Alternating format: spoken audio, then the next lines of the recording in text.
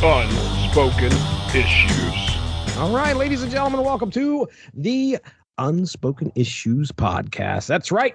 We have returned. And do we have some unspoken issues for you tonight? Maybe. I don't know. You might have heard of Badrock and Company. I know I did when I was hanging out at the comic book store, looking at the comic book shelves and seeing Badrock on the cover with Pitt. Nope. Badrock on the cover with Fuji. Oh, wait. Badrock on the cover with Grifter. We got 6 issues. Mighty Man. We've got 6 issues of Badrock hanging out with some of the more prominent members of the Image universe, and we're going to be talking about all 6 of those tonight.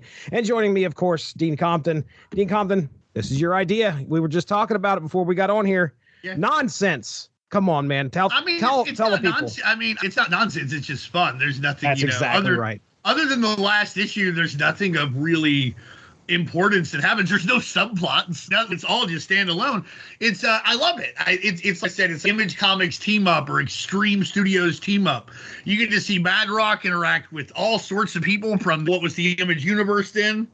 And they really, even the bad guys are drawn from all across the spectrum to an extent. You get to see the Covenant of the Sword and Cyberdata and your favorite Velocity. She's going to be in here. I'll teach you about Cyberforce later. Is Covenant of the Sword a real group? I'd never heard of them before. Yeah, they're from Savage Dragon. Super Patriot fought them and stuff. They're on Eric Larson. Okay. I want to say that they're in a Youngblood Strike file, the Super Patriot story where Die Hard has to rescue him.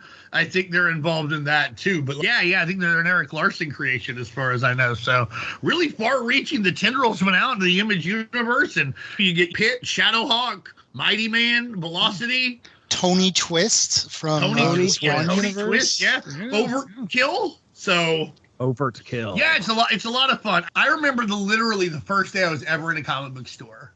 This is a comic book store. And I'm trying to, it's so funny because I'm 13, right?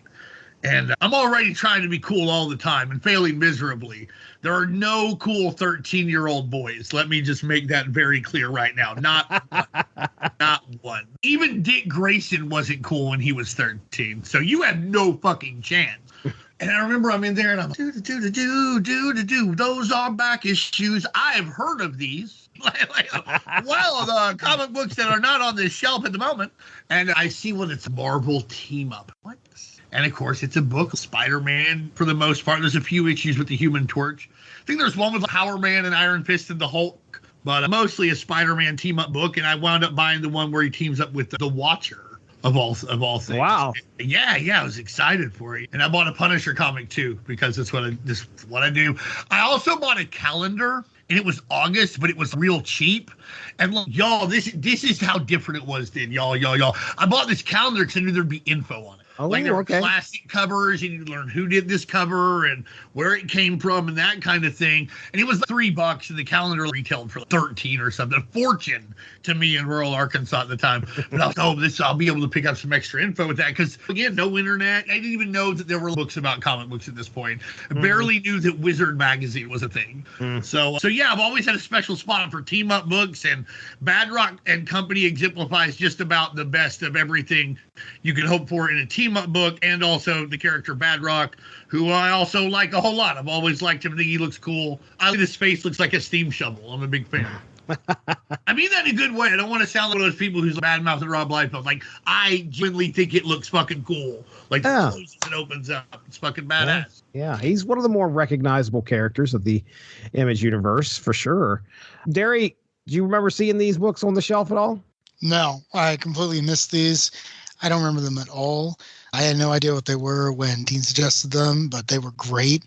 I love this early Image shared universe thing before with Splinters. I thought this was great. I really enjoyed the cameos. I enjoyed seeing the different writers. I thought Badrock was a perfect point of view character. He's a kid, but he's excited, and Youngblood's really popular. And I thought that organically it worked incredibly well. I particularly enjoyed the Mighty Man issue because both as a Shazam and an Eric Larson fan. I thought that worked really well considering they never tell you the main conceit of the character, which is at the time, Mighty Man is actually a young woman. And I thought that was great the way they danced around, and I thought that was done particularly well. But the entire series was incredibly enjoyable. And once again, Dean just rolls out the hits you don't know anything about. That's right. Badrock's such a great character. Well, I'm sorry. Go on, Jesse. I was just going to ask you to actually describe who Badrock is. So you beat me to it. Go for it. Badrock, you said he's a kid, and he's a great kid point of view. He is oddly not tortured at all, despite the fact that he's now 14, trapped in this monstrous Bedrock body, Bedrock being his original name, which a lot of people think that Rob Liefeld got sued, but there was no lawsuit. They kind of made some noise, and he changed it on his own. He didn't really have to either, I don't think, in and of itself, because bedrock is a thing. It is a geological term. It's like part of the earth. I don't know if he had to change that. I think, honestly, Yabba Dabba Doom was probably... Oh, yeah. When you put them together, that may be iffy, but bedrock in and of itself... And I think I read in... I recently just got a cache of Inside Image. Y'all know about Inside Image? Mm-hmm. No, I can't say that I do. It was like their Marvel Age. It's their book, and it's got like everything's coming out. A couple interviews. I've seen I just read an interview with Rob Liefeld. I read about Badrock and Company, and to get ready for this. And one of the things he said, he's like, I didn't really have to change the name. I just did because he didn't want to. But this time he's running a company, drawing books, taking meetings with Steven Spielberg. I'll just change the name, right? That's how it came across to me. I could be wrong, but it came across to me like, I really don't want to deal with this. It's easier for me to just change the name and go on. I think I could win, and I think he could too, honestly, but I'm not a lawyer, and he didn't want to, it seems like he just didn't want to spend the time or money on something when he didn't have a lot of time, but he didn't have money. He could have fought it, But back to Badrock, he's a young man. He's just really so great because he's 14, and when I was 14, I feel like this is the superhero I would have been still excited about shit like Star Wars figures and movies and wants to play video games, and also parachutes out of planes to save his mom with a super spy. Along the way, he's got super strength. He's nearly invulnerable. His powers are very reminiscent of the Thing. He doesn't look like the Thing, though. I said he's much blockier in a good way. I really, really dig it. And I think he got his powers from some science MacGuffin that his dad whipped up. I don't remember what it was. Genetic reprocessor or something. But he's a really fun character, always great, and he is the perfect character to be in this book to have the Image universe gravitate towards, because he's one of the only people who would welcome that. You can't do Spawn. But Spawn's like, get the fuck out of here. Get the fuck out of here. Get the fuck out of here. Leave me the fuck alone. I don't fucking care.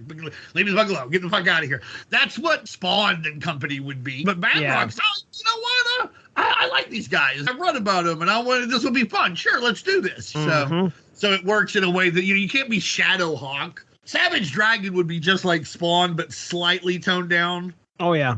So somebody's getting. Be like, this is nonsense. I don't want to deal with this.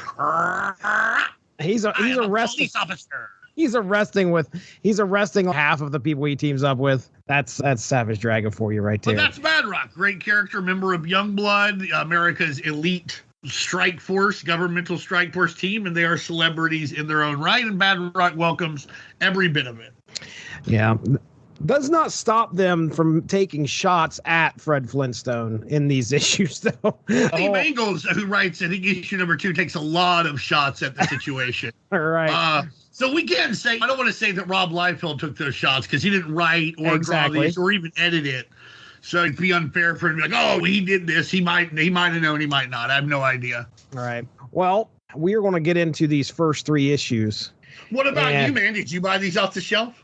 I have a few of these, actually, yes. I bought them off the shelf back in the day. I know you got one with Velocity. I know you got the one with Velocity. I for some reason, I got a couple of these issues, and then something either happened to where I had to drop it off the pull list, or even if it was on the pull list, it might have been something where I was seeing it on the shelves and grabbing it along with the stuff I was picking up.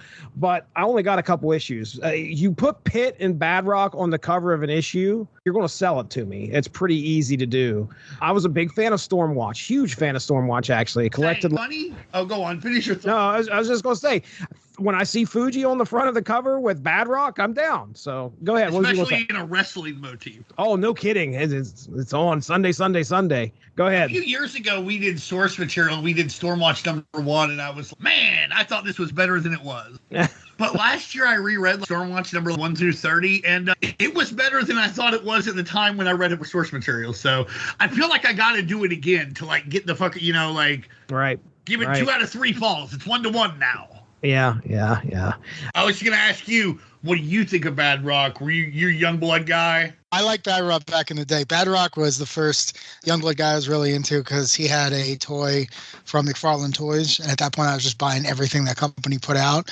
So I got the sweet, giant Badrock action figure. And I was, I'm about this. I love the name. I love the design. I love everything else. And then Alan Moore, of all people, wrote a mini series where he fights Violator for 4 issues. I picked that up off the rack because it was Spawn adjacent. I love that thing. So yeah, no, I'm a huge Badrock fan. I think he's a great character. I was reading a little bit about him for this recording, and I guess he was almost the breakout character, almost getting movies, almost getting everything else. I think that would have been perfect. I think you said it before, but he's your relatable character in the whole Youngblood universe, right? They're all super celebrities, government agents, espionage assassins. Yeah, crazy all over the place. But you have this teenage boy who comes from a pretty good home who gets turned into an unstoppable superhero, and he just kind of wants the best for every situation. So I definitely think that's your way in. Do y'all remember that suit that they had? Which one? Who? The Extreme Studios used to bring around this fucking Badrock suit to conventions and shit. And it's the size of a goddamn tank. Armstrong shares that picture every once in a while that he has on. He either grabbed it from somewhere, but yeah, every once in a while he'll throw that out there on Facebook, and it's amazing looking. Yeah, they had a dude dressed as Chapel too, who looked really good. Yeah. Hang out together. So, What else we should do sometime? Yeah, I think it's technically 90s. It would count. We should do the Joe Casey Youngblood rescript. It's so good. Oh yeah. Yeah, have you ever read it? I haven't, no. It's amazing. It's just like the first 4 issues, but he's redone page orders and changed the script, and it is fucking fire. Oh, no kidding. Wow. Yeah. It came out in 2008, but it still technically counts. Hey. And if you see the hardcover cheap, grab it because it's not going to get reprinted, and it's going for around 100 now. No kidding. And none of this can be reprinted, right? He no longer owns Blood. I think Andrew Rebb could reprint it, but I don't know exactly how that would work. I don't know if he needs Rob's permission as well, or he could just do it. But Andrew Rebb ain't going to do nothing with anything because he's never done anything with anything. All he's ever done is fuck shit up. Why would this be any different? I tell you, I got a box of comics that I want to make sure no matter what, I never sell, I never get rid of. And it's every Alan Moore issue of Extreme Universe, whatever it was called at the time, including the scripts that Rob released online that he had already paid Alan Moore for that are never going to get made. Because I know that stuff, that's it. That'll never, someone would have to come in and buy so many different intellectual properties for that stuff to ever get made again. But it's insane. He wrote, Alan Moore, the guy who did Watchmen, wrote an entire arc of Youngblood. That's the thing that happened. That's just, that's crazy to me. Not to mention the Supreme stuff. Oh yeah, but that actually had a couple of trades. That's still but it's not going to be reprinted now. No, it's not going. And actually, those trades are terrible. I wish I'd get my original issues. So if you see them, grab them. But if you can get the originals, they're worth whatever you got to pay to get them. $20 million. 20 million. Cool 20 mil. 20 mil. Man. Matthew Price at Speeding Bullet Comics will be happy to sell you any Supreme comic you want for $20 million, by the way. That's true. That's true. That's a fact. If you're willing to pay it, he will find it for you. Supreme 47A, no problem. Well, let's go ahead. We'll hop into these first 3 issues. I'm going to read the synopsis. We got, like I said, each one of these are standalone issues. There is a little bit of continuity that goes on between a couple of them, but really, we're going to have a good time talking about all 3 of these. All right, here we go. So our first issue. The scene opens in a dimly lit room where 2 brothers engage in a friendly but intense wager. Each selects a photograph, one depicting the imposing figure of Pitt, and the other showcasing the rugged visage of Badrock. Little do they know, their seemingly innocent bet will soon spiral into a series of events neither could have anticipated. Days pass, and we find Badrock traversing the bustling streets of New York City, his imposing presence a beacon of hope in the urban jungle. It's not long before he encounters one of the brothers who frantically informs him of a young boy in imminent danger stalked by a menacing alien presence. Meanwhile, the other brother, with mischievous intent, convinces the unsuspecting boy that Timmy that they are about to embark on a harmless prank involving Badrock. As the hero arrives on the scene, Timmy finds himself awestruck in the presence of his idol. Suddenly, the situation takes a drastic turn as Pitt bursts onto the scene, misinterpreting the scenario and believing Badrock to be a threat to Timmy. In a swift and powerful motion, Pitt delivers a devastating blow, propelling Badrock out of the warehouse with tremendous force. Undeterred, Badrock re-enters the fray, fists clenched and determination burning bright. A fierce battle ensues between the two Herculean beings, much to the anticipation of the watching brothers, who fervently are rooting for each of their chosen champions. However, in the tumult of the clashing titans, Badrock begins to piece together the sinister machinations at play. He realizes they've manipulated, pitted against each other in a dangerous game orchestrated by the brothers. As tensions escalate, Timmy overhears a chilling revelation that his life may be in jeopardy to fuel the brothers' twisted agenda. Desperate to escape, Timmy's attempt is thwarted by one of the brothers, who resorts to violence in a bid to maintain control. In a moment of clarity, both Badrock and Pitt turn their attention towards the true villains of the story. With swift justice, they apprehend the brothers, ensuring they face the consequences of their actions. In the aftermath, as the city breathes a sigh of relief, Badrock takes a moment to share a meal with Timmy and his grandfather, a testament to the enduring bond forged during adversity. A reminder that even in the face of darkness, there is always light to guide the way. So there you go. That is our discussion of issue 1, which, by the way, creative team 1 here, because each of these issues has a somewhat different creative team. Writer and layouts, Keith Giffen on this issue, penciled by Todd Nauk is what I want to go with. What do you think? As good as mine. Okay, Nauk. I would have said knock, but Nauk. Knock. Todd Nauk. Good old TN. Yeah, there you go. Right. Right. Inked by Larry Stucker and colored by Byron Tallman, lettered by Kurt Hathaway, and color separations by Extreme Colors. This issue was on the shelves 1994, I think is what I was seeing. Hold on a second. Let me double check that. Yeah, on sale September 19th, 1994. So there is our first issue. I said, Pitt on the cover, Badrock on the cover. You've got me sold. Let's get into issue 2 here real quick. What do you want to bet that one of those fucking American Entertainment or Entertainment This Month ads? I bet if we look, we could find one. It would have an ad for this Badrock and Company. He's with the whole Image universe. Hot. Remember those ads? Right up there in the corner. Yeah, it says hot. They did it. I bet there's one out there. Guaranteed. All right. Issue 1 would be they would say regular price $250, $225 for this one from us. Remember that? We'll cut you a quarter, kids. Issue 2. Now you said, help me out with the pronunciation of his last name. Is it Mangles? That's how I would say it. Okay, all right. So issue 2. Darry has a different idea. Mangle sounds right to me. I've never heard it pronounced. Very nice guy. Facebook friends with him. Super, super nice guy. Awesome. Yes, issue 2. This is the one with Badrock and Fuji on the cover, and just like Dean said, it's got them in it looks like a big time bout's about to happen. What's going to happen here? So written by Andy Mangles, Todd Nauk. Nope, Knock. Penciled by Todd Knock. Inked by Danny Meeke. If I was him, I'd go by TNK. That sounds cool. TNK. Yes, sir. Inked by Danny Meeke, that's a name I recognize. Marlo Alquiza. Colored by Byron Tallman. Lettered by Kurt Hathaway, and color separations by Extreme Colors. So, in the heart of Youngblood's training facility, Badrock finds himself under the watchful eye of Shaft, who grimly notes that the consistent destruction wreaked upon the equipment by the powerhouse hero week after week. Leaving the confines of the training room, Badrock's path intersects with Timer, who delivers news of an intriguing opportunity, an offer from a television network, Gem, for, the name is excitement. Ooh, Jim. For a charity for a charity pay-per-view wrestling event featuring none other than Badrock himself pitted against the intimidating Fuji. As preparations for the event unfold, tensions simmer beneath the surface. Fuji, initially hesitant, ultimately agrees to participate in the spirit of good sportsmanship. Across the vast expanse of the Image world. Anticipation builds as spectators gear up to what promises to be an electrifying showdown. In the middle of the bustling activity surrounding the construction of the venue, they have to construct a venue to hold these guys in, and nobody can be on the premises. But they're constructing this thing. A mysterious figure known as Impulse emerges. Her enigmatic presence Not captivating. Bart Allen. No, it's not Bart Allen. It's a different Impulse. Yes, her enigmatic. It's not a 0 hour crossover. It is not. It could. Her enigmatic presence captivating the attention of network executives. With promises of doubling revenue, Impulse plans to manipulate the contestants, intending to stoke the flames of aggression and potentially orchestrate a deadly outcome, all in a gambit to make mob boss Tony Twist cash in on a contract, killing a Badrock. So yes, she's there to make sure that Badrock dies, and she's also going to make some money on the side, it sounds like. Yeah.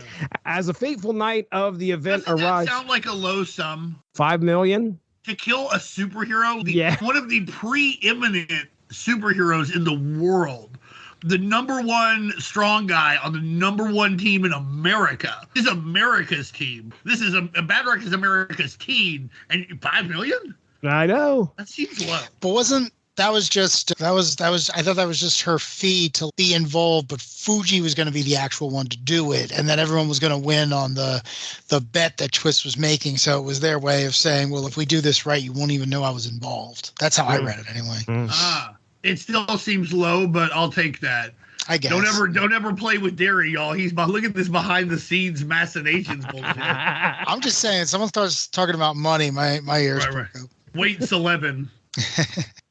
As the fateful night arrives of the event, the contestants step into the spotlight, ready to square off at a battle of titans. The match kicks off with Badrock seizing an early advantage, catching Fuji off guard with a calculated strike.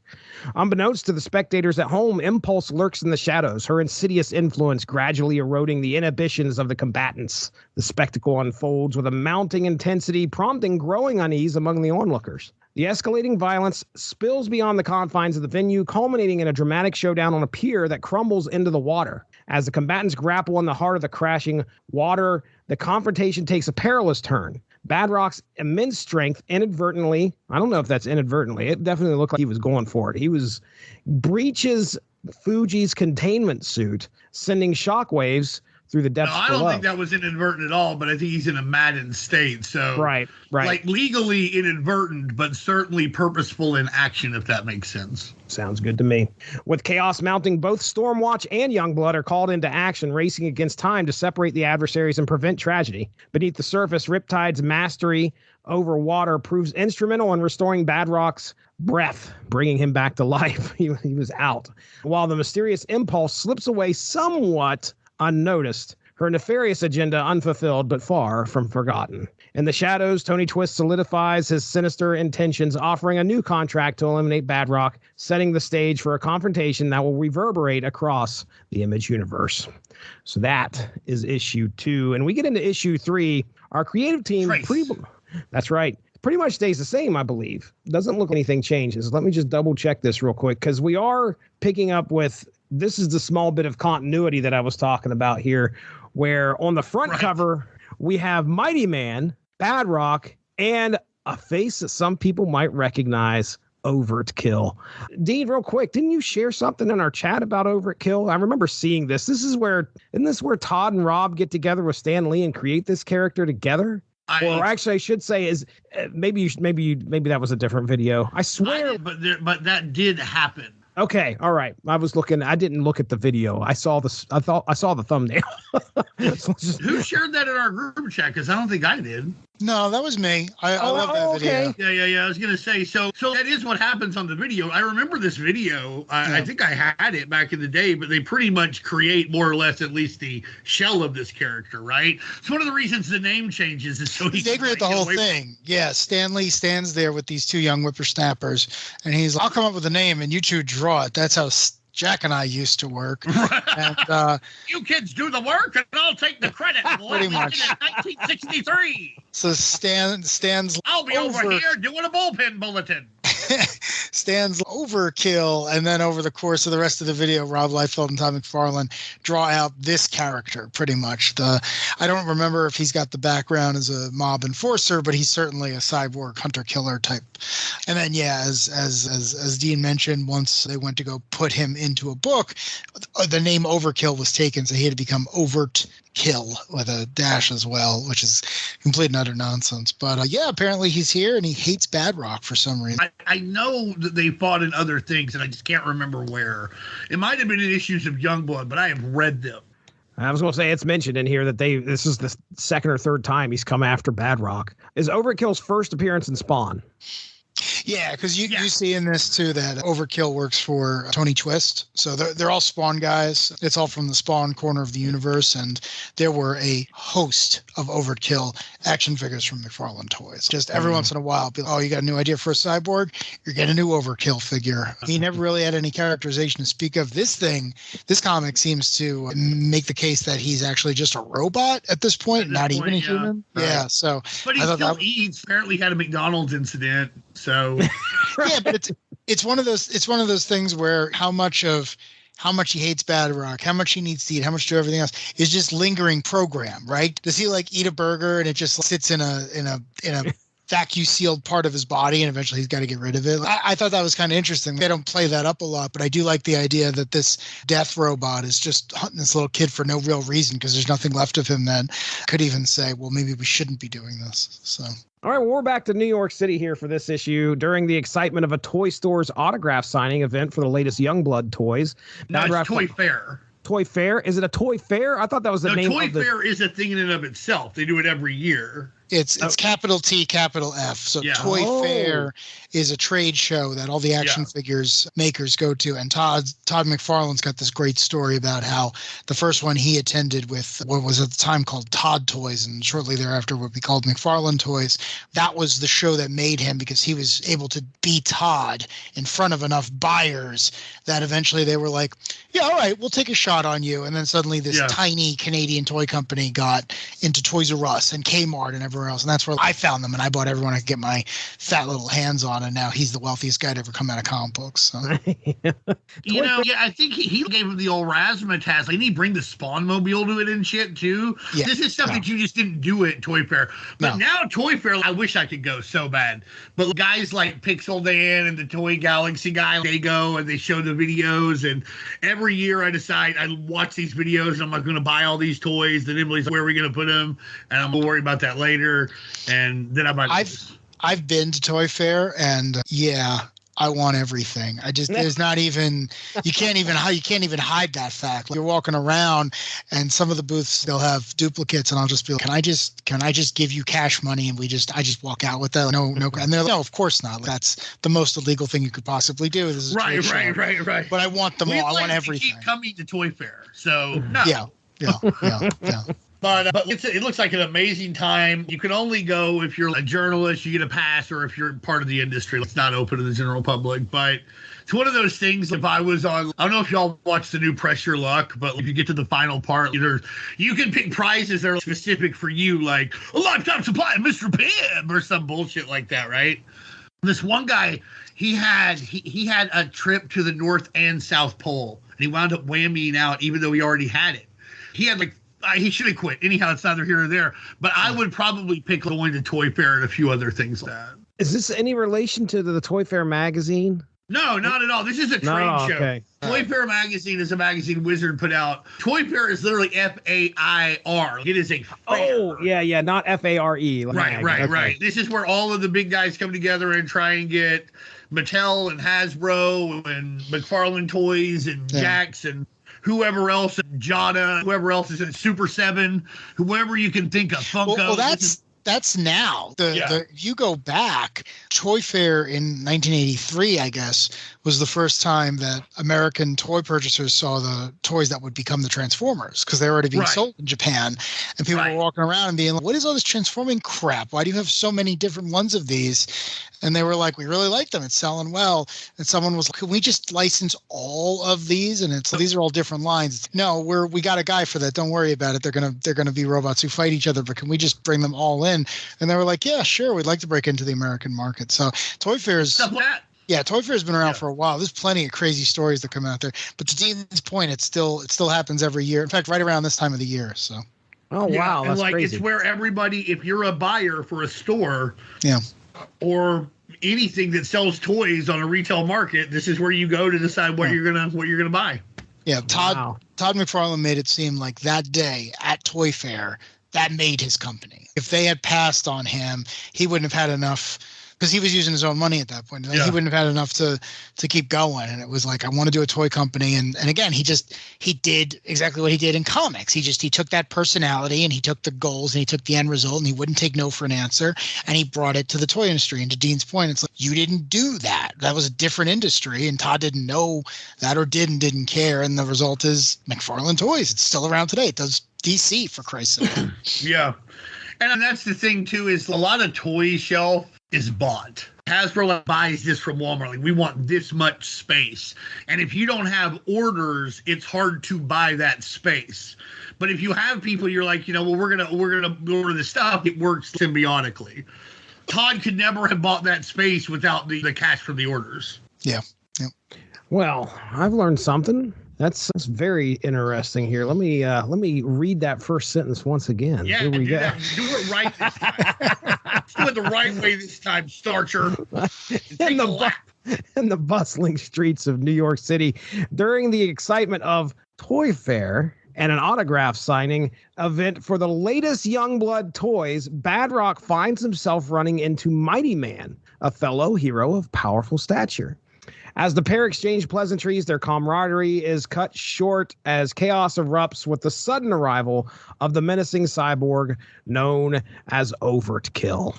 With lightning speed, Overkill launches a ferocious assault, sending Badrock hurtling through the air close to the floor where Mighty Man stands. Witnessing the danger below, Mighty Man springs into action. Mighty Man's up there doing a toy deal, too. He's representing Freak Force, because that's the only person you could probably send that wouldn't just instantly in the field the second they got seen. Right. I love Super Patriot, but he looked like a robot started to eat a person and just quit midway through and decided they were now one bean. I about halfway to your point. I about halfway through there. Oh, there's no action figure of Hortus, and someone says, "Hell yeah, there's not. That wouldn't sell at all." And it's great because it's Freak Force. It's all the also rans from Chicago. But yeah, to your point, Mighty Man's the only respectable superhero. So they send. I guess Ricochet could have worked too. Sure. But they always draw Ricochet as part of the barbaric thing, and she's unsure of herself and all this other stuff. But again, I go back to the big reveal of Mighty Man. This is 1994. No one would be talking to you if you sneezed, said your magic word, or rather, sorry, they don't have a magic word. I think they got to smash their wrists together and turn back to a young lady. They'd be like, absolutely not. We're not looking to play that game. Please go home. And then, as we know, too, I guess, as well, because of the Big Bang stuff, Mighty Man has a reputation, a good one. Oh, yeah, because Mighty Man is Captain Marvel. So Mighty Man's been fighting since the Nazis. You look at the stuff that happened I think in Big Bang comics, we see some of their adventures prior, and they're on very good terms with everyone. I like Mighty Man a lot. I'm a sucker for that pastiche every time. Yeah, but nobody ever going to top the Big Red Cheese, am I right? That's right. DC was really bad with Captain Marvel in the 90s, so Mighty Man was one of my first introductions to the character. Great. Yeah, I know. We've had this conversation before. Jerry Ordway knocked it out of the park, bro. Oh, it's just, Jerry Ordway is just so boring to me. I can't speak of him on a personal level, but Power of Shazam is a must-read. All right. I'm not going to disagree with you on that. We're going to read it later. All I want to say is Mighty Man is actually the original name of Black Adam. Black Adam before he turns evil, he's the mighty Adam, and Adam just means man. So in the original continuity, he was mighty man. He was a superhero before he got corrupted. So I think that's one of the many reasons that Eric Larson named the character that, and Shazam, Captain Marvel, is referred to as the world's mightiest criminal. So it's on point. And I would even go so far as I always joke that one of Shazam's most notable enemies in the Golden Age were these crocodile men who would show up and be rambunctious. And for a while, like the Beagle Boys.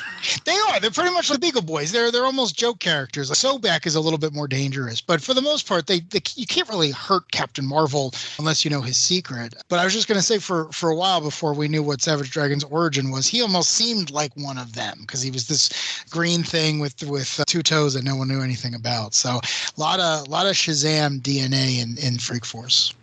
It's so funny because for the first time, what was it, a couple of days ago, I just realized that Savage Dragon only had two toes. I've read Savage Dragon for the longest time, and somehow that got past me. And I'm not kidding you. This is 2 days ago. I was trying to, I can't remember what I was. I think I was looking at maybe Badrock versus Savage Dragon on that first issue of the there's a first issue of the miniseries, or maybe a second or third. Three. Okay. So anyway, I'm seeing him flying through the air, and I'm like, well, his feet look weird. Anyway, there you go. I pay didn't know attention until just now, but I've never really read Savage Dragon. I've only looked through it. So. I only know that because the Teenage Mutant Ninja Turtles also only have two toes. And for a while, when Savage Dragon, Larson didn't give his origin for the longest time. It was like, it's not important. He has amnesia. It's not part of the story. Don't worry about it. But there would always be little hints. When he first met the Turtles, who were published by Image for a while, after Mirage was like, no, we're good, they started drawing his toes that way. I don't know if that's why they did it, but they were like, oh, are you a mutant lizard or something? Are you a mutant too? Is that why your feet look like that? And he's like, I don't know, but that's pretty cool. And they kind of filed that away. So for a while, that was the most you had to go on. And for some reason, the Savage Dragon's toes look exactly like Mikey, Leo, and the other ones. But of course that would not turn out to be his origin. So now, just for future reference, foreshadowing, we have both Power of Shazam graphic novel and TMNT body count on the schedule. So that's a little Captain Marvel ahead and some Image TMNT. Stay tuned, my friends. Yeah. Stay tuned. All right. So back to your regularly scheduled synopsis. Witnessing the danger below, Mighty Man springs into action, soaring to the rescue of innocent bystanders threatened by the unfolding chaos. As the battle rages on, Badrock and Overkill plummet into the depths of a subway tunnel, their clash echoing through the dimly lit underground passages. And in a stroke of fortune, Overkill meets his downfall at the hands of the subway's electrified third rail, followed by a thunderous collision with an oncoming train. Racing against time, Mighty Man and Badrock converge on the scene, confronting Overkill as he holds a hapless hostage in a desperate bid for survival. With swift and decisive action, Mighty Man severs Overkill's arm. Then Badrock and Mighty Man combine to deliver the final. They dissect this guy. It was almost like Mortal Kombat level. They take one arm off, they take the other arm off, and then the next thing, it's Badrock and Mighty Man launching Overkill's head from his body. So delivering the final blow. Yet Dismemberment Incorporated. And is that a tag team? No, but it could be, right? They just made that up. They could. That's their tag team name now. If they ever do another charity about it and they tag, and they should, that's their Dismemberment Incorporated. Even in victory, the heroes find themselves embroiled in a lighthearted dispute over the fate of Overkill's severed head, settling their disagreement with a playful game of basketball. The Knicks were out of town, apparently. Mighty Man and Badrock reaffirm their bond as allies, united in their dedication of safeguarding the city from threats, both mundane and extraordinary. My goodness, that was the first half of Badrock and Company. So, Dean Compton, I'm going to let you go first here, man. What are your thoughts on these first three issues? Well, they're obviously a lot of fun. We said before, issue one's pretty weird. He hits around, and that guy busts through and says, Timmy, and it's like years before South Park happened, so that's pretty wild. Those two guys are creepy and weird. It all works. It's fun to see. Great splash pages, just nonstop action in that first one that I just really, really enjoy every page. The second one might be my favorite of the whole series just because I'm such a wrestling mark. And I'm sure I'll have more to say about the first one as y'all talk about your stories too. But first off, do you have any idea what their theme music would be?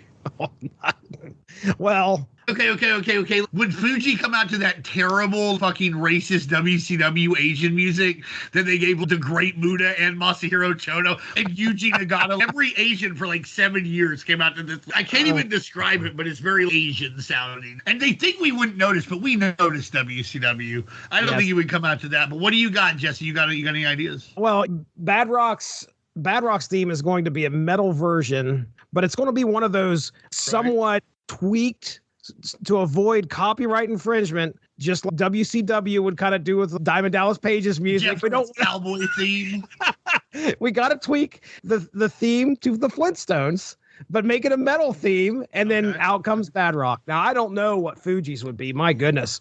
Good golly. Just like you said, it was you need something that emits Asian and whatever is coming our way, we need to be scared of. Something like the theme to Godzilla, the 1954 just theme as he lumbers out. He's a former sumo. He would be 100% about the presentation. That's perfect. I would use Run Rabbit Junk from the Ghost in the Shell Standalone Complex Volume 1 soundtrack. Jeez, criminy. Gosh, that's specific. I have no idea what that even is. Well, what Ghost in the Shell is, right? Yes, I do. Is anime or whatever. Well, they have a specific thing called Standalone Complex, which is its own continuity that kind of works as this crazy good police procedural that also deals with the questions of philosophy of life and what is being alive and what would being a robot be. And something I must watch, one of my favorite TV shows of all time. Well, they released a soundtrack from it, and one of the songs is called Run Rabbit Junk. That's the one I would use for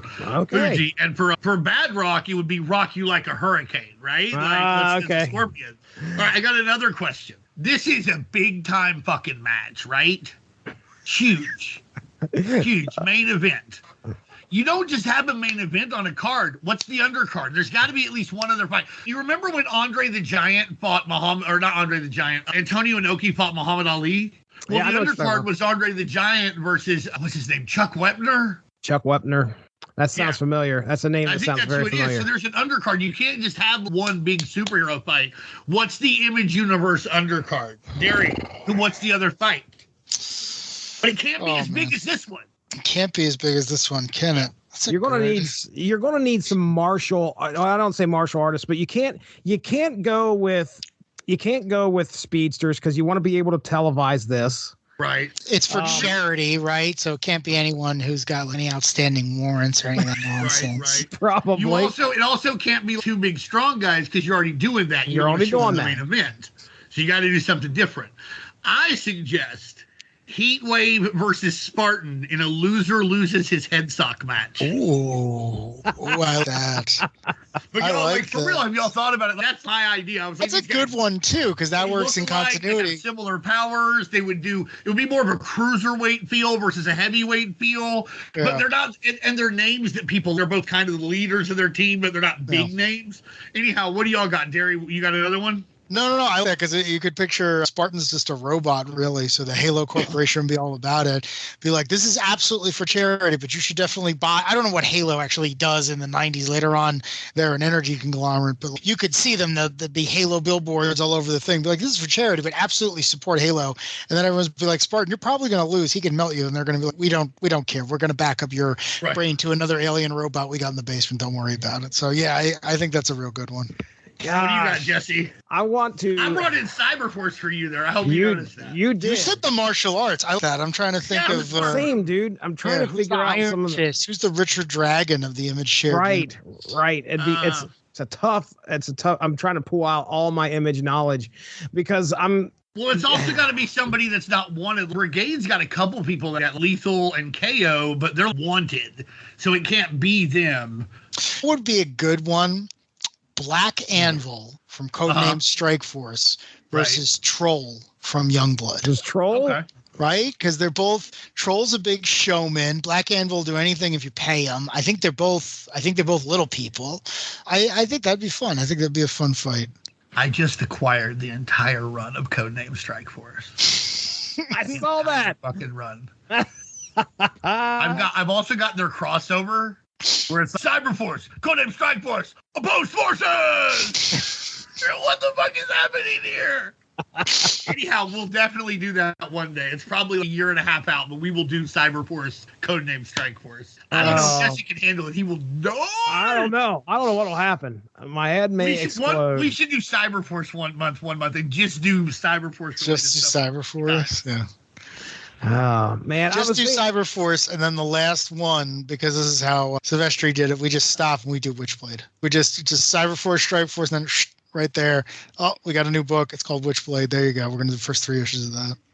Undercard needs. How about some females? How about some ladies? Yeah. I was just thinking of a female woman versus woman match. What you got? Man, you mentioned Witchblade. That's a great throw out there, but I want to go with, it'd have to be somebody from Stormwatch. We'll say, oh goodness, hold on. It's not Siren, right? Is it Diva. Siren? Diva. Get that mixed up. And then Zealot. So, I mean, we're still on Stormwatch Wildcats. Yeah, so, I can see that. I can see just to see. I think Zealot would win pretty hands down. I think the risk would be Zealot would kill her, and that would everyone would have to explain the charity match, and she'd be, no, I am the incarnation of fight. I don't do non-lethal. What if it was Angela versus Witchblade? Yeah, I was thinking Angela. That would be a really good. She'd show up. She'd be, no, I'm from the Old Testament. Don't worry about it. And then she could fight some magical creature. She'd be great. I love this booking idea. It's so funny. Let me ask you a question then, Dean. This is a charity match. Yeah.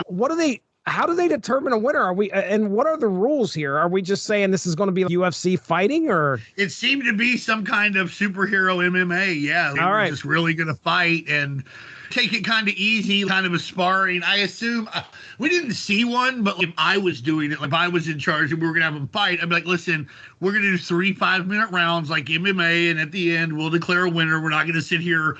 Nobody's going to fight anybody until their containment suit gets ripped, which is what happened. But it is a really fun issue the whole time. I love professional wrestling, and I love the big fight atmosphere.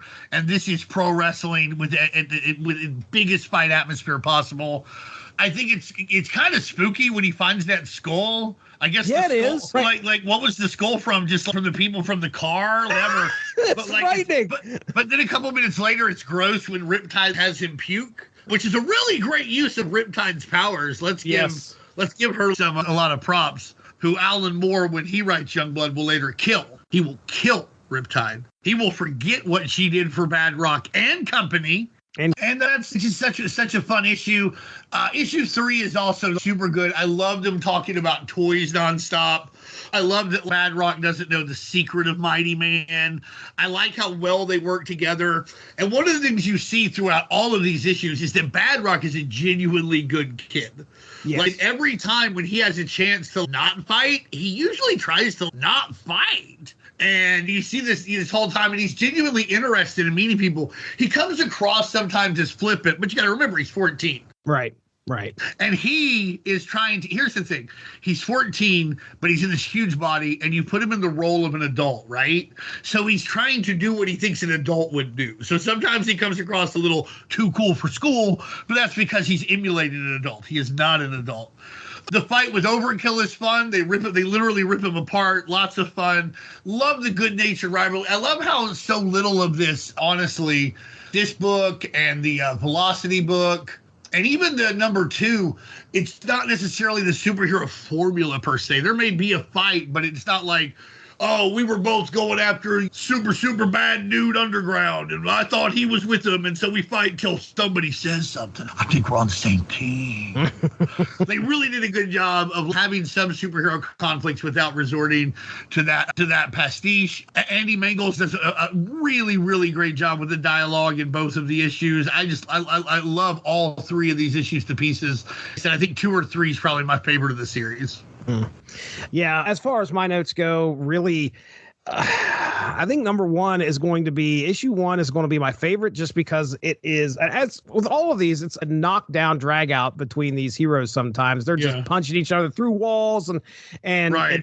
to me, Pitt's also got those sharp claws. Remember when he scratches the indentation? Yeah. In him? yeah, Like fucking hardcore, man. Right, Like you dude. forget about Pitt has the claws. People forget that the guy with the knife in Madison Square Garden brought that knife in there. He should have been able to do that. There Like, we and it's go.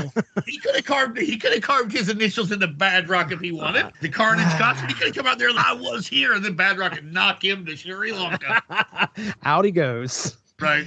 Yeah, Pitt is probably one of my favorite Image heroes and one of the ones that got me into reading Image comics. Yeah, not More than Cyberforce. well. Here's the thing: there's levels. All right. Did you learn about Pitt from Cyberforce because he was in it? No, I did not. Believe it or not, I saw Pitt issue 1, and I was immediately I gotta have that. I just acquired a whole run of Pitt as well. Oh, And let me tell you this. I skimmed through the whole thing, right? The whole fucking thing, all 20 issues.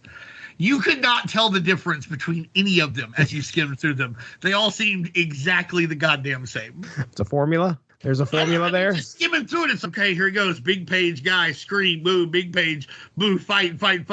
Things over. Guy looking, fights over. Guy looks anguished in the comic, and you would just the same. You could almost the way like through. splash pages. I'm not saying they are all the same. I'm just saying that guy found something that worked and stuck with it. Yeah, he did not break the formula at all. Break the yeah. So issue 1, my favorite. Pitt's in there. These guys are punching people or punching each other through buildings, and of course Timmy's involved, and it's all stuff that I'm kind of familiar with. But just watching these two kind of go at it, and then they team up at the end, which those dudes, I don't know how they got out of there alive. Yeah, wouldn't they just murder freaking Twinkle Dumb and Twinkle Dumber? I swear, dude, Pitt would have. I don't know about Badrock, but Corporate Harry Potter looking motherfuckers. I was waiting because the one guy's like, you're going to hear a scream in a few minutes, I'd wager, and where his brother is in the hands of Pitt. They're going to be dead. Anyway, so I enjoyed that. And but yes. Badrock says they're not dead. He He took them. The Psy guys are going over him or whatever. Right. Took them back to Youngblood headquarters, and they're getting evaluated, I guess you would say. But yeah, as far as issues 2 and 3, again, it's great to see Fuji involved here. At this point, you're watching Badrock kind of make his way through some of the very prominent people that are out there in the Image universe. So anyway, Darry, what are you thinking here, man? First 3 issues. Issue 1 was great because I love the fact that they're just looking at all the Image characters in photographs, like trading cards, but Like just saying, All-Star Squadron cover. yeah, exactly. Who are we going to pick? Who are we going to choose? We're not going to have any problem getting anyone to fight. I can make out Savage Dragon and Super Patriot. Right. I saw the Max. I was going to say, and the Max, and I couldn't make out any of the others or anybody else. Yeah, I don't know that you're supposed to, but I love Pitt in this because he does not do anything. He barely says anything, and he just kind of wanders through the story. But from what I've read of Pitt, that is incredibly accurate. So I really enjoyed that. I like the fact that the entire thing's almost played for a farce. No one's ever taking it seriously. Timmy is never quite sold on whatever the hell's going on, and he's 5. So I just thought that was great. I love watching the two of them beat the crap out of each other because Badrock's got so much in common with the Thing, and Pitt has so much in common with the Hulk. So it's just a throwback to one of those classic Marvel stuff. Right, dude. Right. It sets the stage for what you're going to get in the remainder of the series really well. It's that classic Marvel formula of they're going to meet, they might have a misunderstanding, and then ultimately they'll find a way to take down whoever the bad guy is going to be. I thought it was a great first issue, and my favorite part was the very last page where the one and only Rob Liefeld goes out of his way to introduce you to this brand new series, and I thought it was good. I'm the first one to give Liefeld a lot of crap, but what I love about this is he goes out of his way to introduce each one of the creators. I wouldn't even say co-creators. I don't know that he does all that much here. But it's not just Keith Giffen, who, hey, you probably know who this is. It's all the other creators, new and old. I thought that was great. I think that's every book should have that if they don't already. You can feel his excitement. He's genuinely excited to see what these folks do. That's one of the things. One of the things I really like about Rob Liefeld is he really likes to see what other people do with the toys he made.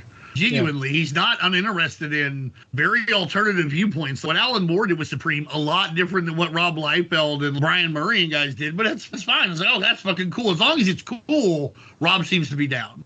Well, as As long as it's cool and as long as it's something he would agree with, because I do remember he was very upset when a later writer made Shatterstar gay. I remember him being pretty upset about that. Yeah, but that's not his toy. That's Marvel's toy. No sure, matter of what course. he thinks. Of course. You know, and I don't know what, and theoretically, when he had more editorial, and he has editorial control over Brigade now. If somebody wanted to do Brigade and they were like, oh, I want to make Seahawk gay, he could say yes or no. You know, but in that case, he can say whatever he wants, but he knows as well as I do the work for hire thing. That's why he went to Image, and he made it, but he made it for Marvel, and I think that creators should have a lot more say in the monetary part, but he's not Jack Kirby. Like everybody knew what work for hire was by that point. Yeah, exactly. Issue 2 opens up. I think you guys mentioned this before, but he's wearing a shirt that just has Fred Flintstone's face with a cross through it, which I thought was great. Because again, they don't explain it in the context of the thing, but this and the next issue is just all about crapping on the fact that they would let him use the name Bedrock without ever drawing attention to it. I really like that. I'm a huge Stormwatch fan, so seeing Fuji here was great. I really like the fact that regardless of the fact that he's just a living gaseous form in a giant containment suit, he still wears a kimono when he is alone. I thought that was a great little bit where it's of course you remember back in the days where you had skin. We mentioned this before, but this issue is just filled with cameos for the rest of the Image shared universe. You get Dragon, you get the reporters from Spawn, you get Shadowhawk, who we'll see properly later on. Past that, my only Cyberforce. Cyberforce watching the fight. I see Jesse looking around. Yeah. Really? Yeah. He was really. That was one of the things I meant to say, and I'm sure you're saying the same thing. But was just like, what a way to tie this disparate, sometimes disjointed place together with this fight. Yeah. Yeah. Do you guys have any idea who Impulse is? Because Cougar seems to recognize her, but I could not find anything about her on I have no idea. the Robotech wiki today when I checked. So I couldn't find anything. The source of all knowledge. The repository of all knowledge, excuse me. But I could not find anything, and I just wanted to make sure there wasn't some, oh yeah, she was the big bad in Deathmate Mauve or something. I can't remember anything about her. Okay. Nah, same here. I remember reading Cougar going, hey, what was it? He was calling her by her first name. So clearly, he knew exactly who she was. I was, okay, well, this is either a seed that's going to be paid off at some point, which wouldn't surprise me if it never did. That's great, too, because to go back to what we were saying before, this really has Badrock and Company. I keep wanting to call it Bad Company, and I got that song stuck in my head. Badrock and Co., it's all about that old Marvel 2-in-1, Marvel team-up feel of there's a character we want to promote and we want to throw them in with a more popular character and we want to see where it goes. But oftentimes, if there wasn't a set story, someone would be like, hey, there's a plot line from a book I wrote that got canceled that I want to wrap up. Can I do it here with these two characters? And someone would be like, yeah, as long as you hit your page count, we don't really particularly care what you do. Right. And that felt similar here. You could definitely see this Impulse character. The writer was hoping, oh, someone's going to pick this up. I'm going to toss the ball back and Cougar will say, oh, yeah, I know her. She's part of my secret history. By the way, do you guys know anything about me?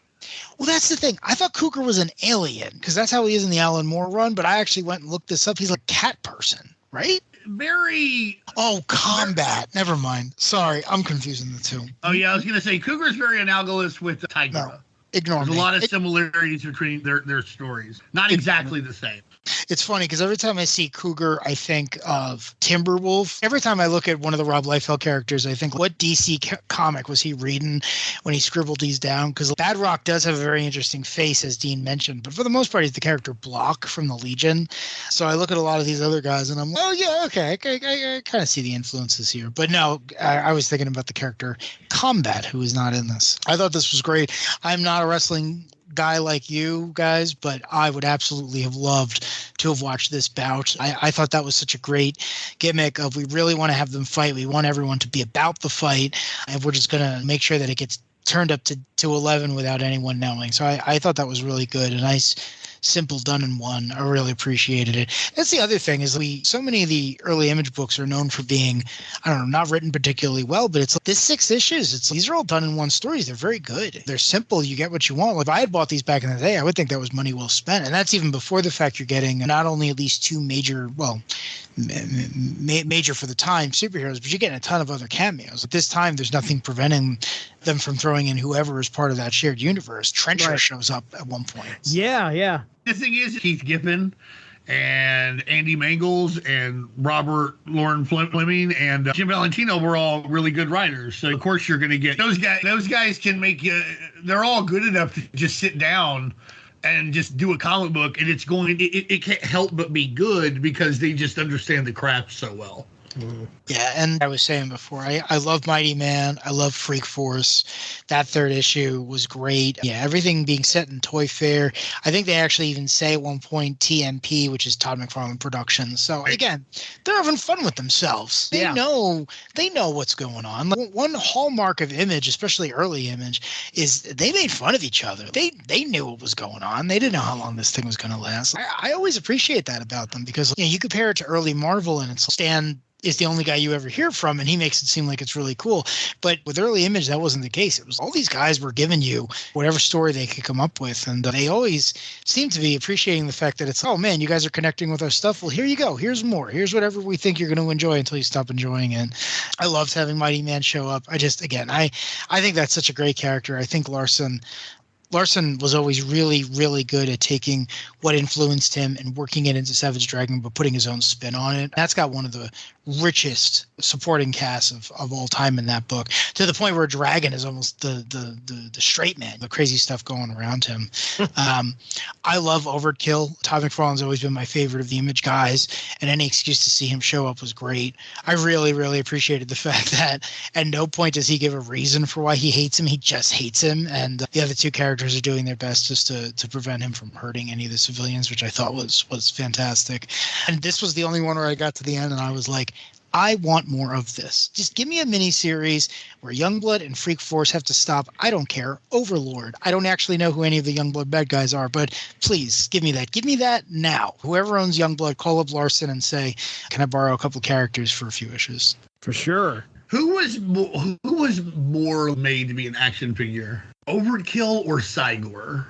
Oh, I forgot about Cygor. Oh, that was a great toy.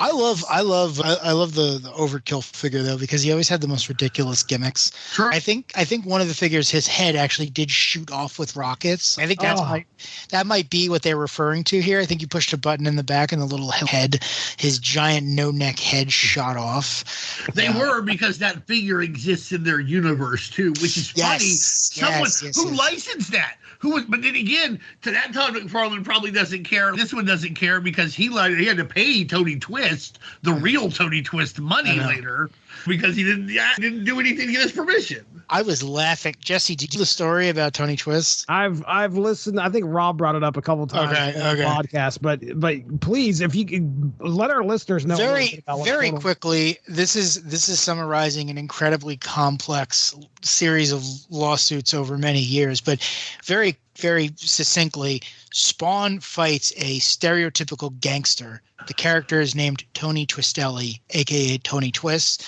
He's a knockoff Kingpin or Michael Corleone type. There's not really a lot of complication. But to Dean's point, the name is taken from a hockey player. And at some point later on, this was identified years after Spawn had really descended from his high point. And the hockey player was not happy. I think he started the lawsuit in 99.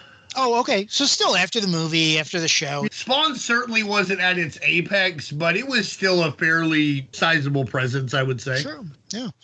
But in this issue, Tony Twist is just using a couple of panels. You could have used any character for that. Or I don't even know if it was in this issue. It might have been the earlier one. But it's a nothing character is my point. It's not like Angela where it made everyone all this money and Neil's like, well, where's my cut? This was a throwaway character. He liked the name. He hated the player or whatever. Todd's a big hockey guy.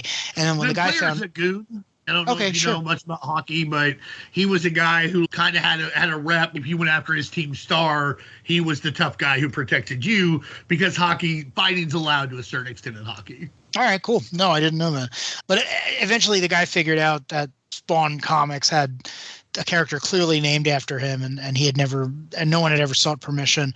So he sued Todd, and he ended up winning it, and he ended up winning way more than I think Neil Gaiman ever did in his other suit. So I find it funny that it's not like there were any Tony Twist action figures or anything like that. It's always this thing it's why would you do this? I don't understand that anyway. And it's here's the big deal, honestly. It really has to do with the fact that Todd McFarlane's an idiot. Because if he had just named the guy Tony Twist. That is just Dean, by the way. If Mr. McFarlane happens to be listening to this, I think he's brilliant and beautiful. Listen, him being an idiot sometimes leads to him being massively successful. If you look at his toy gambit, it shouldn't have worked. It was stupid to do. It worked gangbusters. He's not scared of failure. He doesn't care about anything. So the problem is, if he had just named the guy Tony Twist, I don't think anything would ever come of it. But he was very loud that he named this character after this guy. Yeah, I would never have known that this was a hockey guy. The character would have had to have been called Wayne Gretzky for me to think that he was called the hockey guy. So, but yeah, to Dean's point, I think it was even mentioned in Wizard. It was Wizard like several times. Yeah. This wasn't something that he tried to hide. He was very open, saying, I based this on a hockey player. The fact that the hockey player didn't know immediately, because I guess he wasn't reading Wizard, which doesn't surprise me. He found out when kids brought the comic book to his mom's house, and then he saw the Spawn cartoon where the guy's in an orgy and all this stuff. Bad. Yeah, it's bad. And I don't want my name associated with that. Again, if the guy was just named Tony Twist, he'd gone to court, they'd have been like, man, what the fuck? But Todd could not tell enough people that is where the name came from loudly. And Todd thinks it's that freedom of speech thing. And to an extent it is. But at the same time, you're also trying to I don't think he made any extra money. Todd in one of the trials was, if I wanted to make money, I'd have named him Winoni Grezioni or something. It would have been that. This guy, who is this guy? But it doesn't matter. You were so loud about it. What did you want? You thought this was cool. You thought it made you look cool. And so on some level, you were leveraging this guy. Otherwise, you'd have just been like, it's just a cool name, very alliterative. Which he didn't say that was part of it, but he could have just kept it as that. But he wanted to be seen, I'm not just one of those comic book guys, I'm sports. And Todd's always had that in him. He played baseball. I don't mind that, but that came back to bite him in the ass. If he'd have just kept more quiet about that stuff, and also probably could, they wind up settling after a couple suits, I want to say. But he also could have probably just paid him at the beginning. He could have just been, listen, here's like $200,000, leave me alone. Yeah. But instead, he wanted to do all this stuff. So that's the story. I think Todd brought this on himself. It's not about whether the action, he had an action figure that made a bunch of money or any of that stuff. It's about that Todd loudly said that a despicable character was named for a real athlete. And he could prove he lost something because of this association. I forget what it was. I recently read about this, but I had this endorsement deal lined up, and they said they don't want it anymore because of this character. Wow. So now he can say, well, you hurt me. Yeah. Dang. Now, this wasn't it wasn't trillions of bucks or anything. Right. But it's enough to just say, hey, you hurt my rep. It doesn't take much more than that because Todd's already been so loud about what he did. Let's get into our fourth, fifth, and sixth issue here. So our fourth issue, as we look at the front of this, now what are we getting into here? This is going to be our throwdown between Badrock and Velocity? Certainly not. These two can't be at odds. Well, let's find out. Here we go. Calm down. Written by Tom and Mary Bierbaum, which I don't know if you guys recognize that name, but they wrote those names. Legion of Superheroes comics. They're very, very good at writing in that realm. They do very well with writing young characters. Yep. Penciled by Todd Knock, inked by Larry Stucker, colored by Byron Tallman, color separations by Ollie Optics. I was waiting for that name to pop up here at some point, and lettered by Kurt Hathaway. Ollie Optics free. Amidst the backdrop of news coverage spotlighting Badrock's heroic exploits, a somber shadow looms over Cyber Force's Velocity, as she doesn't believe her team's heroic efforts are ever anywhere near as fun as Youngblood's. They always seem to be a struggle for survival. In a poignant moment of vulnerability, she cannot hide her inner turmoil from Ripclaw, only to find her emotions dismissed with a callous rebuke. Disheartened and seeking solace, Velocity embarks on a journey to Washington, D.C., leaving behind the familiar confines of Cyberforce. Meanwhile, Badrock eagerly anticipates a well-deserved weekend reprieve, planning to spend quality time with family in the comfort of his childhood home. Unbeknownst to him, Velocity clandestinely tails his path, her own internal struggles weighing heavy on her heart.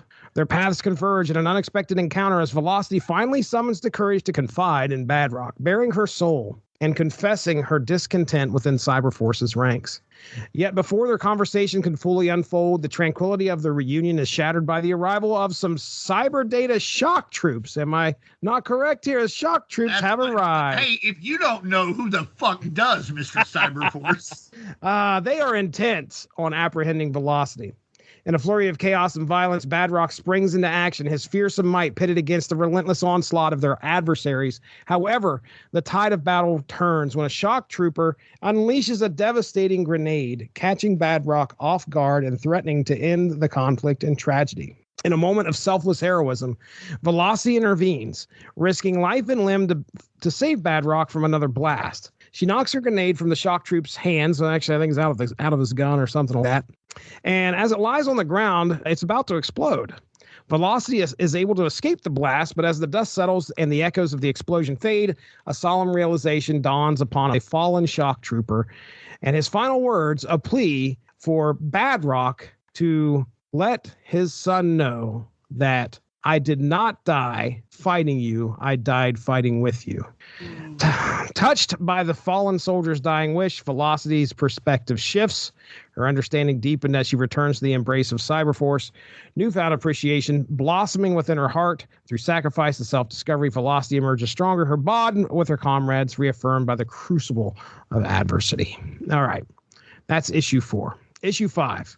We're getting into a cover of this. I believe we have Badrock and we have Grifter. That's right. Grifter has arrived. What could these two be getting into? Well, written by Robert Loren Fleming, penciled by Todd Knock, Larry Stucker on inks, colored by Byron Tallman, color separations in color, and lettered by Kurt Hathaway. In a heart-wrenching turn of events, the tranquility of Badrock's familial life is shattered as his mother, Angela, falls victim to the nefarious schemes of the Covenant of the Sword, held captive to coerce Badrock's father into crafting a deadly chemical weapon. Faced with the direst of circumstances, Badrock's resolve is put to the ultimate test as he seeks aid from an unlikely ally, Grifter, a man with a shadowed past and panache for danger. As Graves, a trusted confidant, implores Badrock to seek Grifter's assistance, the hero embarks on a journey fraught with uncertainty and peril. Confronting Grifter proves to be no easy task,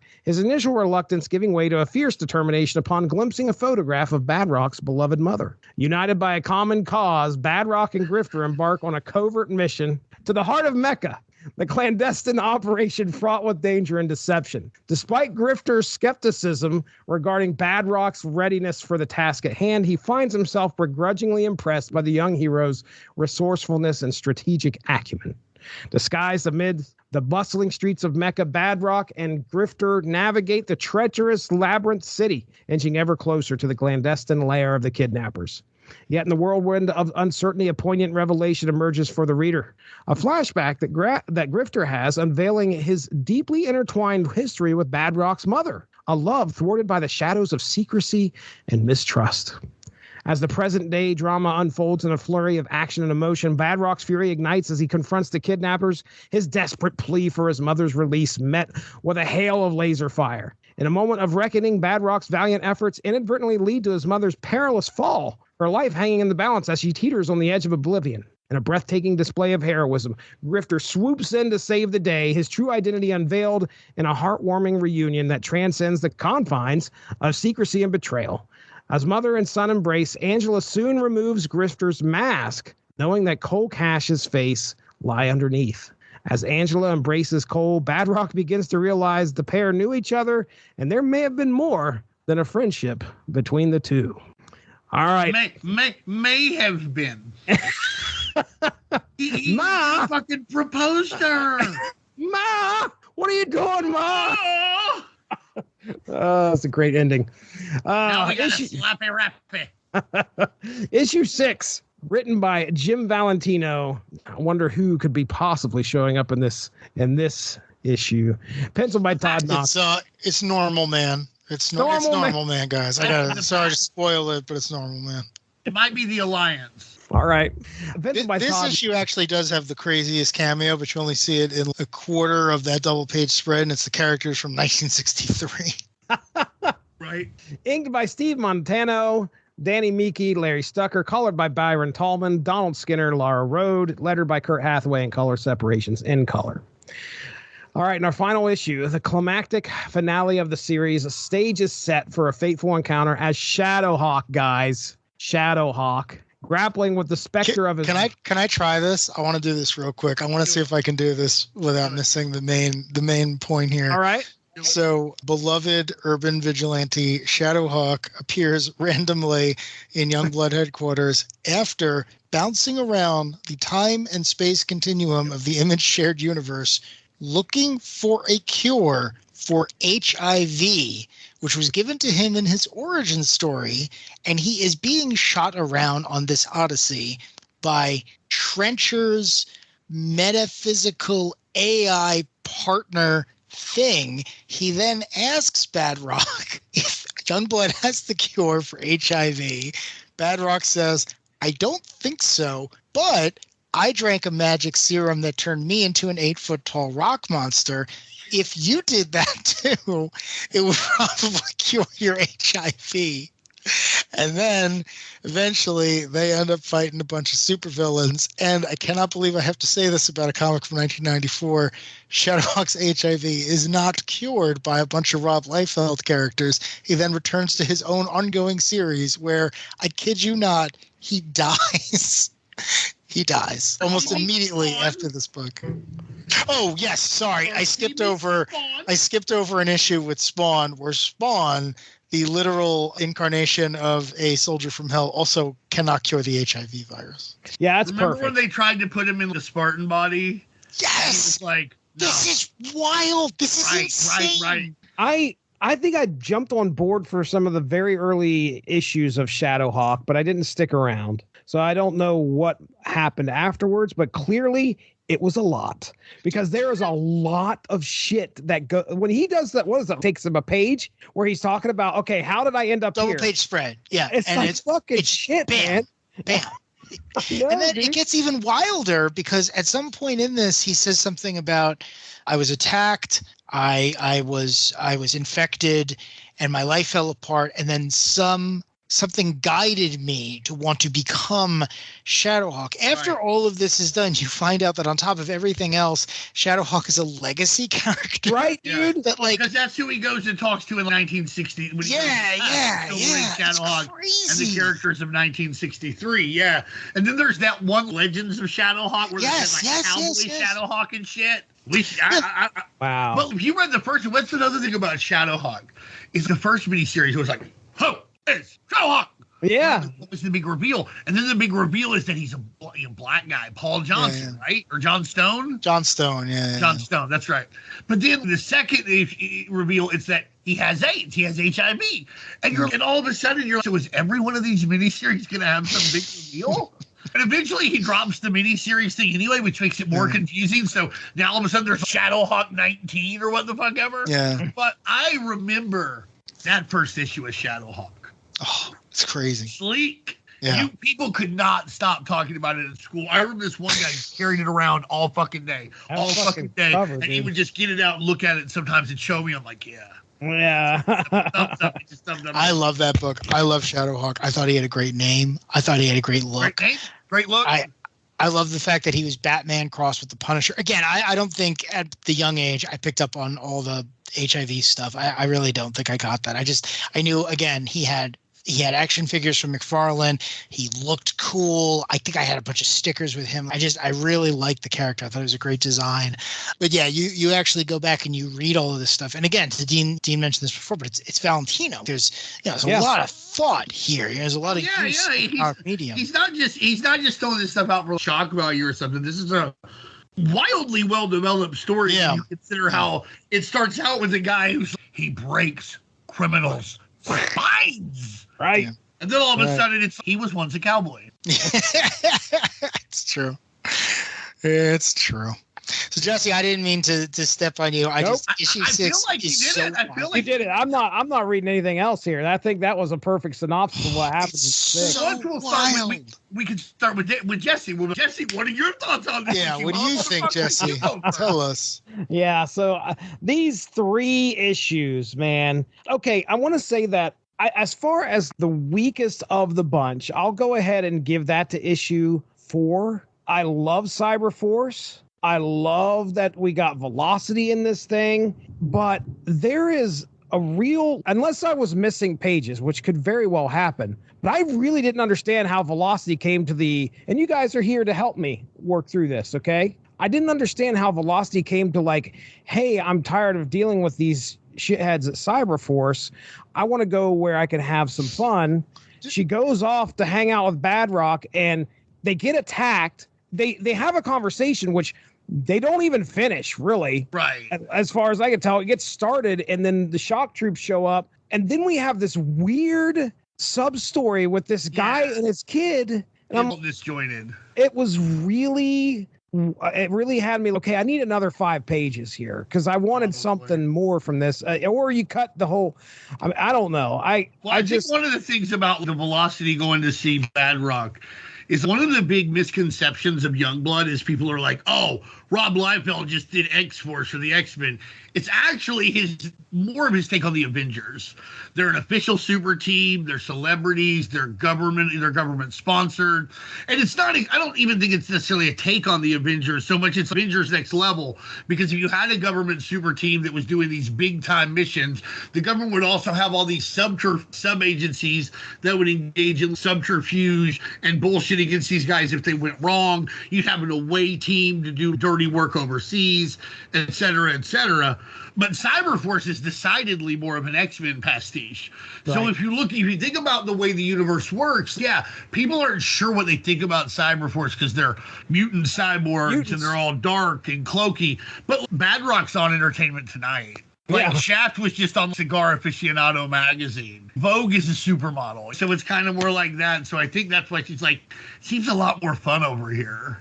Yeah, I can understand why she wanted to leave. There's even a point where she's having nightmares where Ripclaw had killed somebody that was attacking them or something along those lines. So guaranteed it's traumatic. Ripclaw's just an asshole too. Right? He is really in this. He is a jerk. Oh, why don't you wipe your tears? Are you crying again? You crying again because of what happened yesterday? Which you don't really know what happened yesterday. I assume the dream is what happened yesterday. Right. But that's what I put together.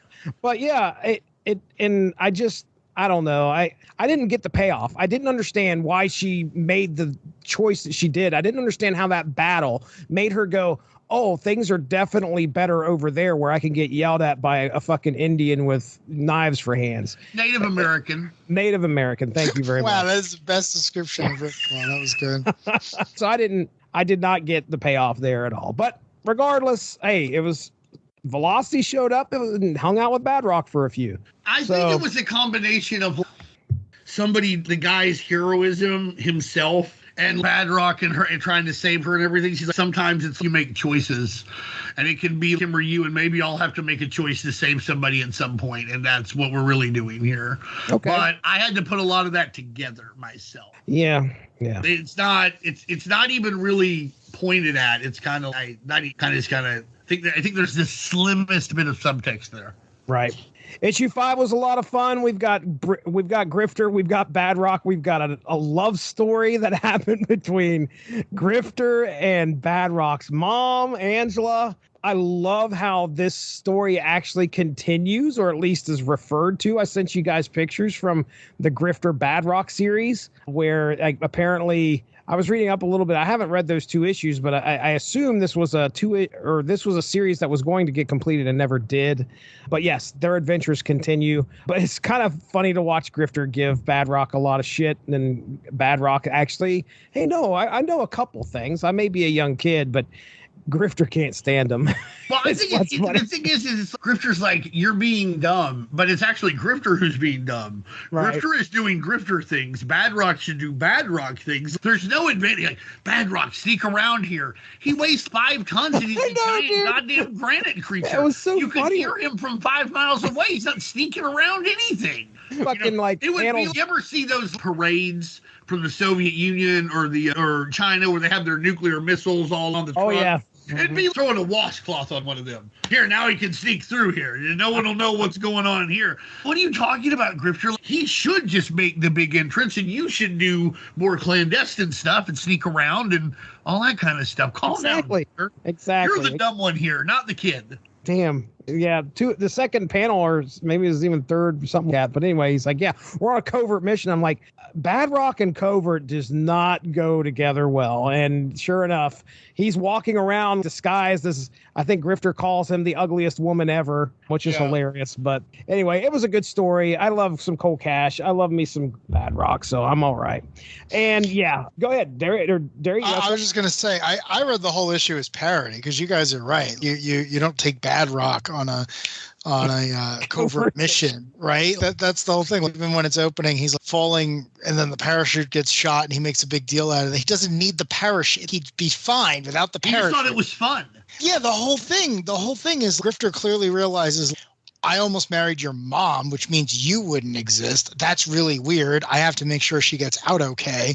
To me, it's a parody, right? At one point, he says, put on this headscarf and shake your behind so that we can sneak into the holiest city in this part of the world. It's insane. It's one of those things where it feels like a Garth Ennis comic. It just doesn't make any sense whatsoever.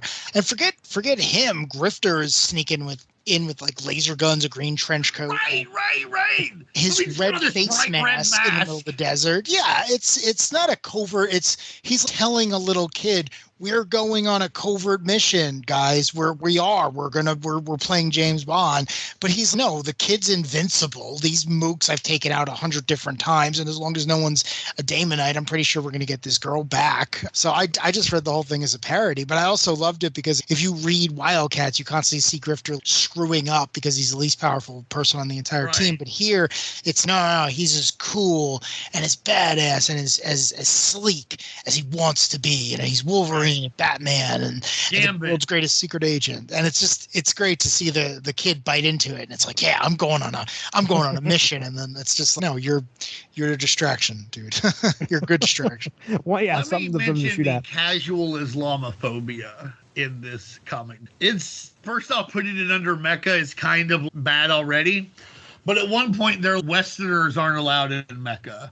And that's not true. Non-Muslims aren't allowed in Mecca or Medina. But Western has nothing to do with it. If you're a Muslim from the United States, you can go. You're supposed to go. It's called a Hajj or something, Haji. You're supposed to make this pilgrimage once in your life. Right. You're supposed to go to Mecca. But it's not just for Western. He was like, Westerners aren't allowed here. Non-Muslims aren't, buddy. It's not about Westerners. You need to get your shit straight. I don't like Islamophobia. I understand. I think the Covenant of the Sword logo is pretty kick-ass, by the way. I do think that. That. They look like it. They look like they're evil. They're the knights of the square table, right? These are the bad knights. You don't want to mess with them.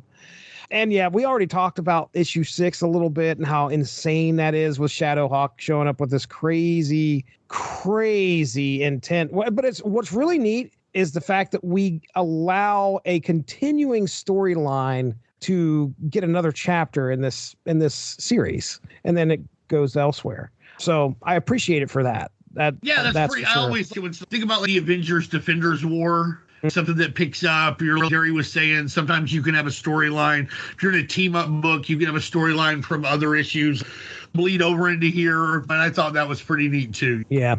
All right, Darry. Let me just say this though. What about how cool Badrock is? One of the things he always does is he's always willing to not fight. When Shadowhawk gets in there, he's like, "Oh, you're sick.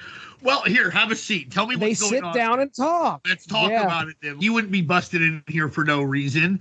And he mentions that he misses his friend. Content warning, Chapel killed himself. Badrock misses his friend. And all throughout these issues, you just see that Badrock's a really good kid. And I love that in 6th issue where he's like, well, listen, if you busted in here because you need help, then let's help you. That's not what Shaft would have done. That's not Bows drawn. That's not what Vogue would have done. Combat would have killed him no matter what, regardless. Oh my God. Who knows what Brahma or Photon would have done?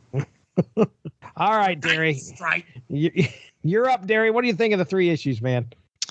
Again, I issue 6 just knocking for a loop because everything is just the 1963 guys are in here, the Fury and Horus and Johnny Beyond. Johnny Beyond rules. I read the Johnny Beyond for Halloween one. Did you really? That's amazing. Yeah, but you don't have to do anything other than put on some sunglasses and a leather jacket and a blazer underneath. Fair enough. People are like, who are you? I'm Johnny Beyond. And they're like, who's that? I'm like, fuck, nobody knows who Johnny Beyond is.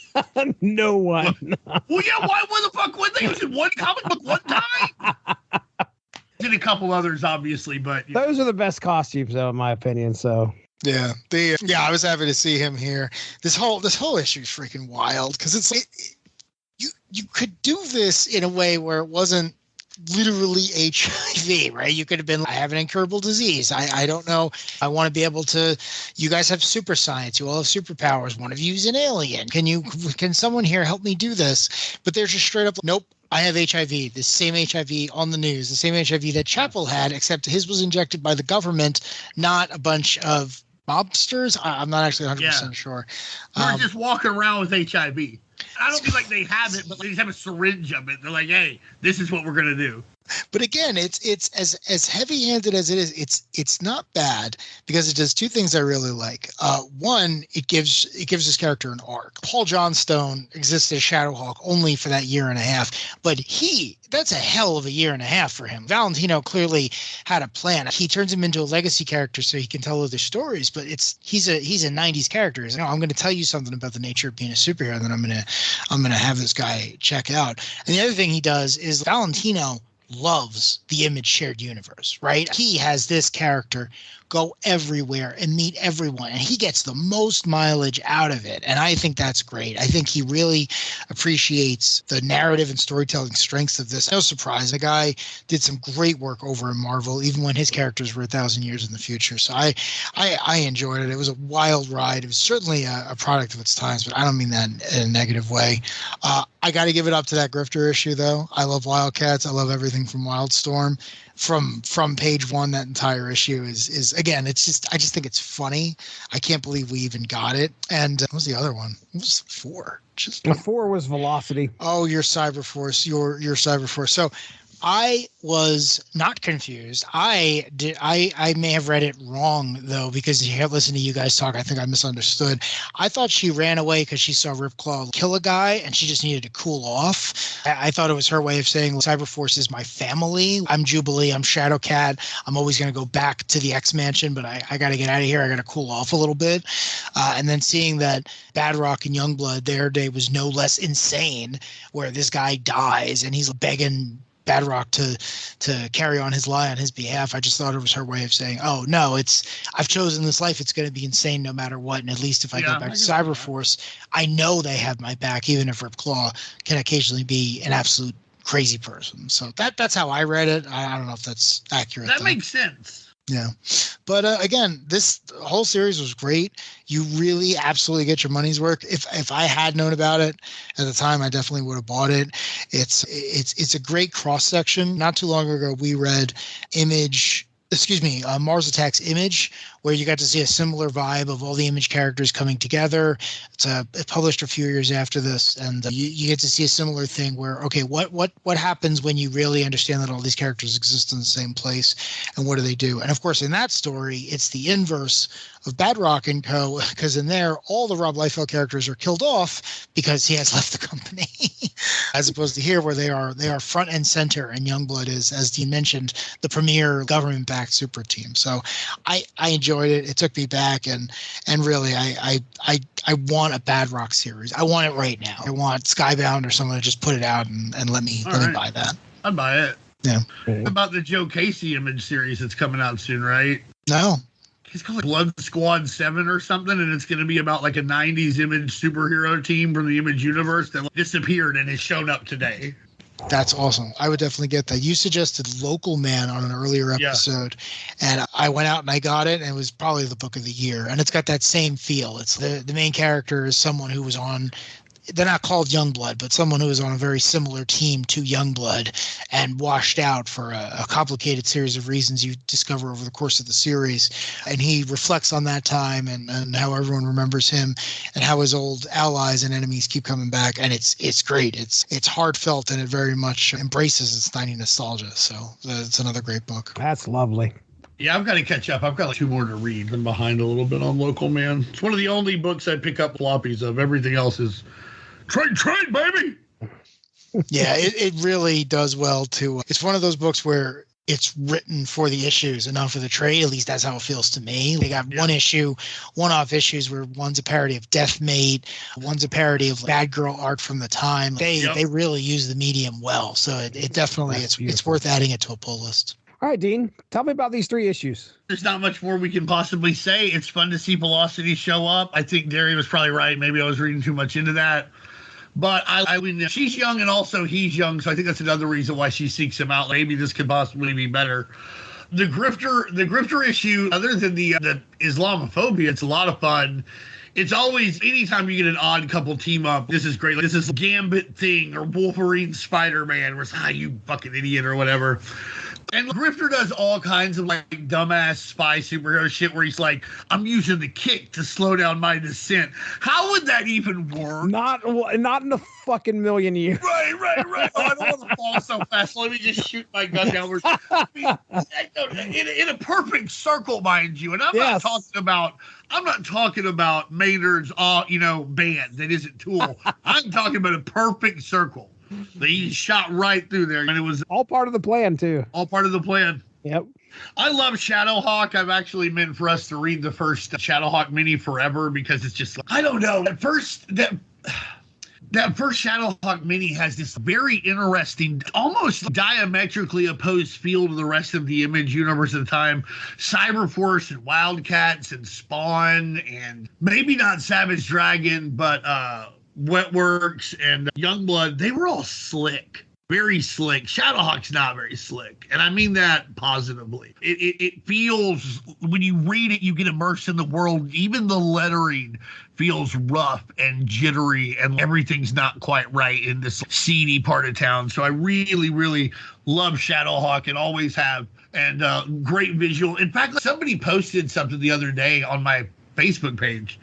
It was Wolverine's wearing this armor now. Doesn't this look like Shadowhawk? And it absolutely looks like Shadowhawk. So good for you, Wolverine. and again, I just love how every one of these issues, you just see that Badrock's a great guy, great kid. I think it's weird that he had so much trouble finding Grifter, though, who's part of Wildcats. And they've met Youngblood before. Now, I did go back and look at when they met in the Wildcats early issues. And Badrock and Grifter don't meet. Oh. Because Grifter's off doing other things while Maul and Warblade and Spartans spar off with Youngblood. But it does seem like it could have been like, hey, we've met these Wildcats. He has files on other people. Why don't you just be like, hey, let's figure this out. Instead, he's, I don't know, going into pirate bars and beating people up and asking for Grifter. How old do you guys think Cole Cash is? Because I was so confused. This story is set in 1994 when it was published, right?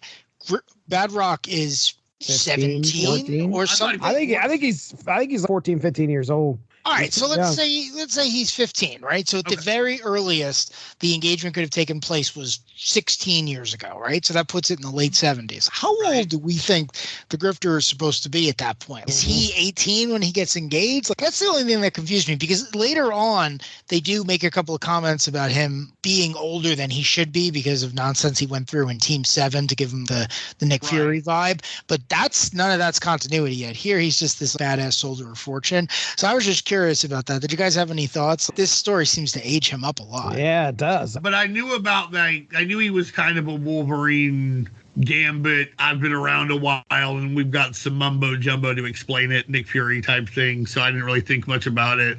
I just thought that I thought what an asshole grifter was, because he's like, you've been looking for me. Well, here I am. What do you want? Yeah. Hey, help me find this lady. Fuck you. Oh wait, I know her. Sure, okay, sure. Yeah.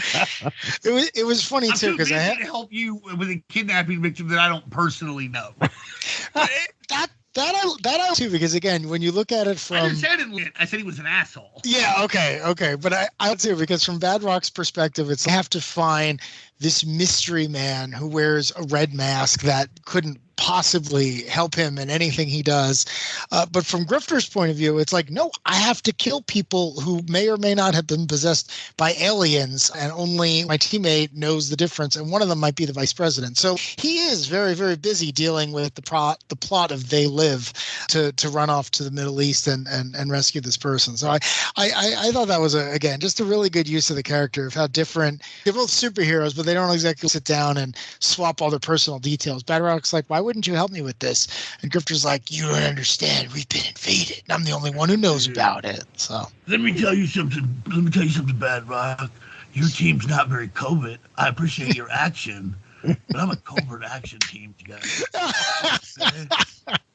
I don't just go out yelling yabba dabba doom. I use my guns, and I use the kick to keep me from falling to the earth very fast, because my guns are super silent, okay? Covert action teams. Oh, there it is. Oh, my goodness. Yeah. All right.